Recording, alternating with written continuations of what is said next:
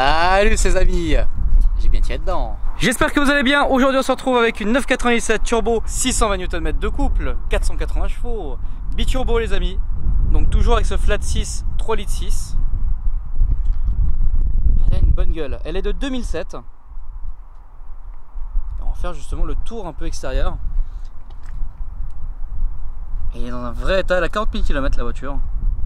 On va commencer par le coffre qui se situe à l'avant.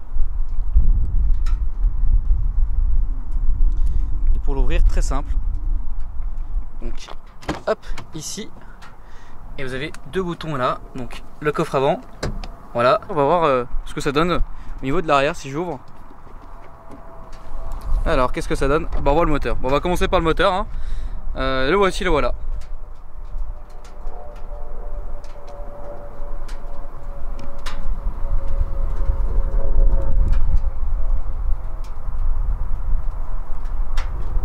Très très beau.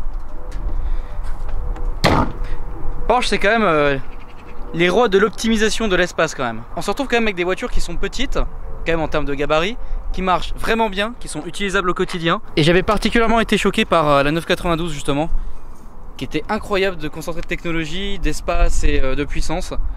Le coffre avant, donc le seul coffre dans la voiture, qui fait cette taille. Là clairement ce qui est bien c'est que vous pouvez voir avec mon sac l'espace que vous avez, donc vous mettez deux sacs à dos de taille moyenne, donc pas les sacs de camping, pour un volume total de 105 litres d'ailleurs, ce qui est bon, clairement petit. On continue dans les litres avec le réservoir avant de 67 litres pour une conso mixte de 13 litres au 100.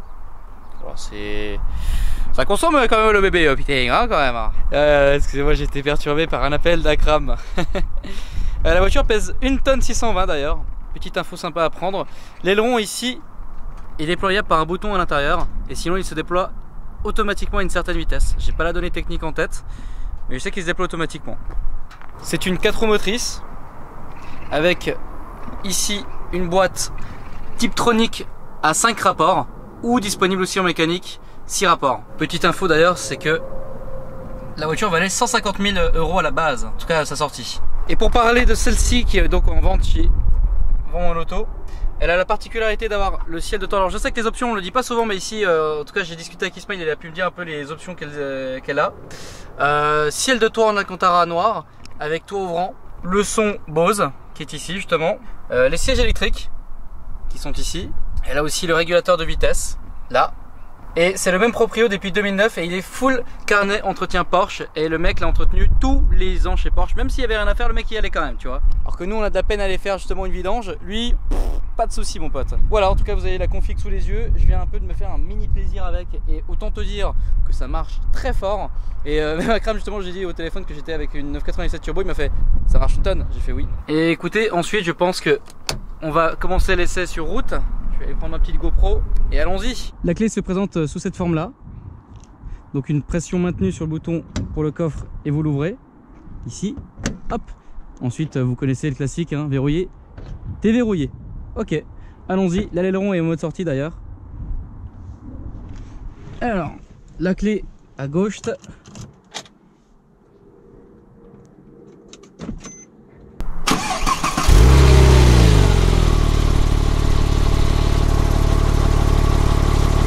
Donc ici, c'est entrouvert. Ensuite, vous pouvez ouvrir ici. C'est très beau d'ailleurs, le toit, le ciel de toit d'Alcantara inclus, enfin intégré justement au toit ouvrant. C'est très très bien. Après, personnellement, je suis plus fan quand même des toits directement en verre. Mais bon, justement, ça apporte un peu de luminosité dans l'habitacle. Mais bon, ça aussi, ça va très bien. En tout cas, c'est très très bien intégré et c'est très beau. Donc de mode justement ouvert ou entrouvert comme ça. Voilà. C'est quand même très beau. Ensuite, intérieur cuir noir, ici, là, alu brossé. C'est des belles finitions, hein. C'est Porsche quand même. Hein. Et encore une fois, oui, 150 000 le ticket d'entrée à l'époque. Vous avez 3 profils pour les conducteurs, donc au niveau des sièges électriques. Et voilà, j'ai pas parlé des places arrière, mais bon, je pense que vous connaissez Porsche hein, et ses places arrière. Vous avez un petit rangement là, ici. Un rangement où vous pouvez mettre votre portable par exemple avec une prise allume-cigare ici, et très marrant, il y en a une deuxième là, voilà, donc deux prises allume-cigare. Ça, je sais pas ce que c'est. Certainement, ah oui, c'est pour, oui, c'est un cendrier en fait, et vous pouvez mettre votre cigarette là, comme ça. D'accord, ok. Là, un porte-pièce. Ça, c'est marrant, c'est mignon ces petits rangements ici, comme ça, là. Là, bon, écoutez, je pense qu'on est parti.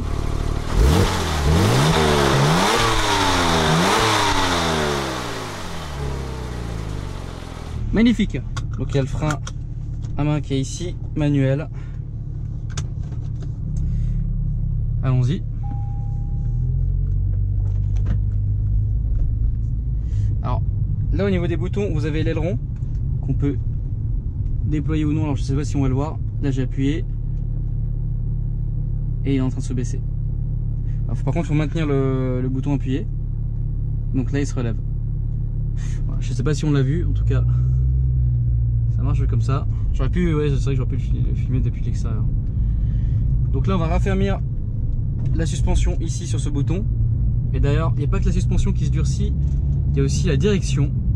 Ça change aussi la direction. Je remarque, on tourne un peu le volant. Et on va directement aller dans le vif du sujet, c'est une allemande autoroute.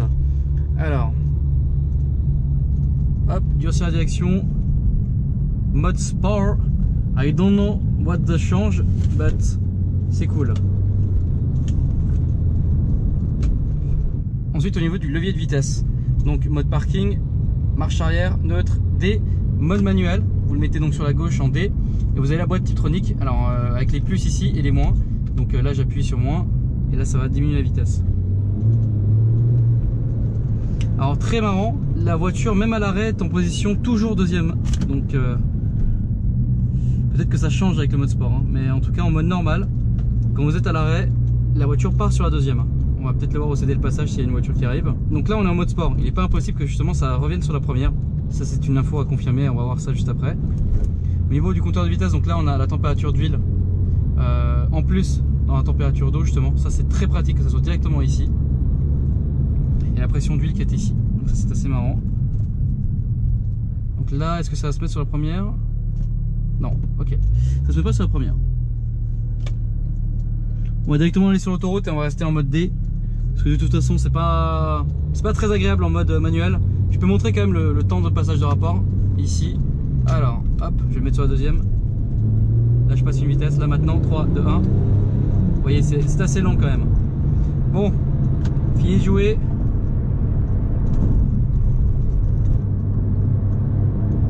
Pied dedans.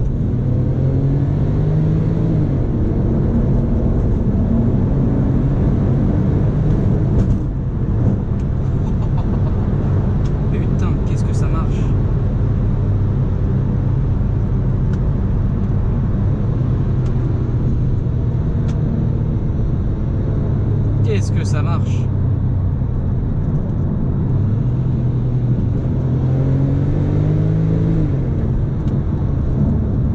Alors, je sais pas si on entend les biturbos souffler à l'arrière. C'est incroyable comment ça souffle.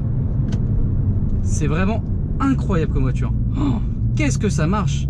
Les gens ils voient, vous savez, bon, pour ceux qui connaissent un petit peu hein, quand même, une Porsche qui et pas les dernières Porsche, il se dit ouais bon c'est une Porsche mais vu que c'est une vieille ça marche pas trop.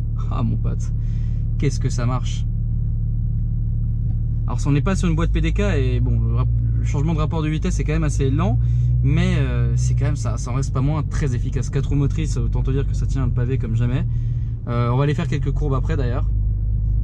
On a le pack chrono ici, c'est très beau. Franchement une Porsche sans le pack chrono c'est vraiment pas très beau quand même hein. Là il y a donc c'est bon un téléphone à l'ancienne. Et ici on peut changer un petit peu, donc on a le GPS justement. Tac, bon un peu rustique si je peux dire. Et voilà on a toutes les petites options ici, donc là on peut configurer le son Bose.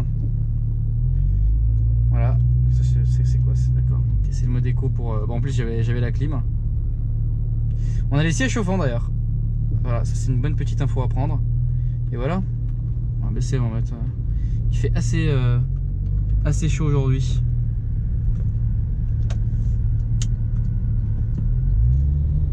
En tout cas ça se conduit assez aisément. Alors après quand même la direction, bon là on est en mode on va tout niquer. Mais bah, ça reste pas moins... Tu sens que t'es quand même dans une voiture de sport parce que la direction elle est quand même un peu lourde. Mais ça peut se conduire aisément au quotidien justement.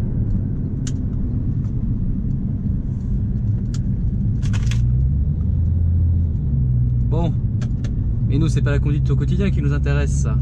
Hein? Bande de chenapans. Ah d'accord, attendez, juste pour une info. Dès que vous mettez le mode sport, ça met directement aussi les suspensions. Voilà, ça c'est cadeau. Oh la vache, qu'est-ce que ça marche, putain de merde.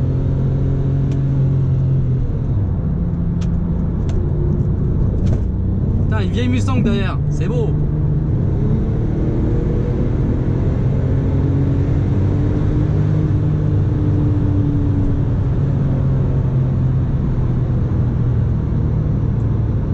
Par contre les phares sont pas automatiques, hein, ça c'est...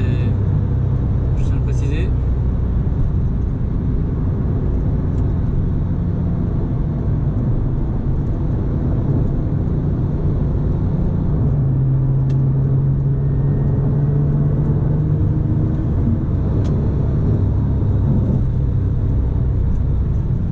C'est incroyable comment ça... Oh là là là là, comment ça tient le pavé. Peut-être un peu lourde sur circuit je pense. Regarde les bouteilles d'eau, putain. Ça c'est un grand problème hein, quand même. J'ai un grand problème avec les bouteilles d'eau et le circuit. Hein. Enfin, ouais, même si je suis pas sur circuit là, mais... Ouais, ça tient. Hein. Qu'est-ce que ça tient?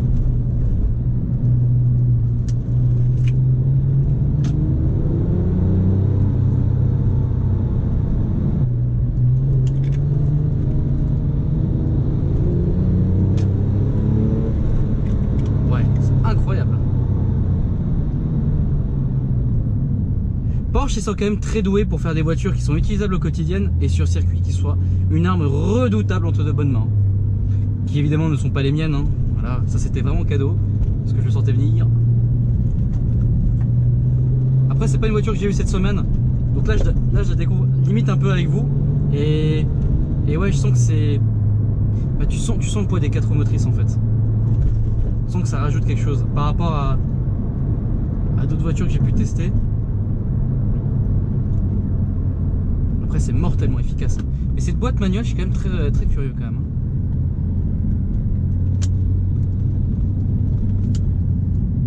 Qu'est-ce que c'est beau ce petit coin quand même.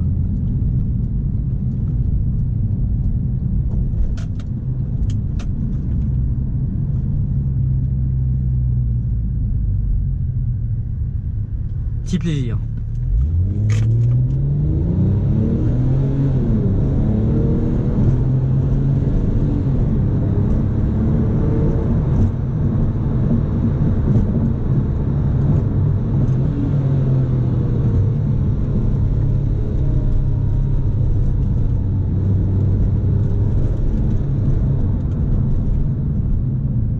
On sait pas ce qu'il fait. Qu'est-ce qu'il fait?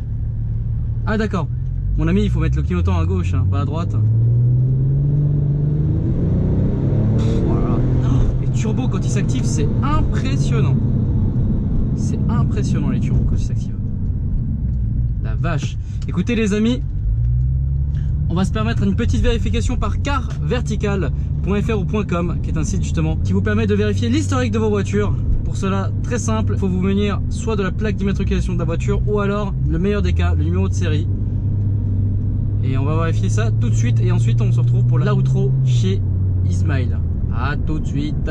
Oui, il est actuellement 6 h du matin, je fais une outro. Et alors, je ne l'ai pas spécialement spécifié, mais ce site est payant. Je crois que je l'ai dit sur des vidéos un peu plus récentes. Après, comme je l'ai précisé sur un live ou sur une vidéo ou une story Instagram, le coût de la vérification par rapport au coût d'un véhicule, ça vaut le coup. Oh.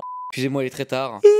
Bref, bon, ça m'étonne pas vraiment beaucoup, mais le véhicule n'a aucun souci en particulier. D'ailleurs, le véhicule avait combien de kilomètres?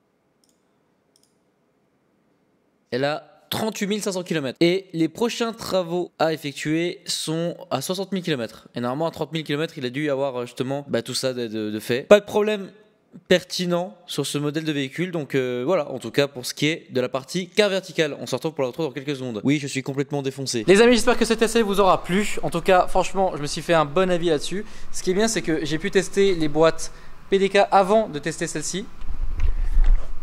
Parce qu'à la base, je devais tester celle-ci et après les boîtes PDK, mais bon, j'ai eu l'occasion pendant ces vacances de tester une 992 et une GT2 RS. Et les vidéos d'ailleurs vont bientôt arriver. Et effectivement, j'ai pu voir la différence avec les deux boîtes. Celle-ci par contre c'était vraiment c'était quand même incroyable parce que vraiment côté turbo s'active, c'est incroyable comment ça pousse. En tout cas j'espère que vous avez kiffé cette petite vidéo les amis. N'hésitez pas à liker, à vous abonner si ça vous a plu. Et moi je vous dis à la prochaine pour une nouvelle vidéo. Salut ça.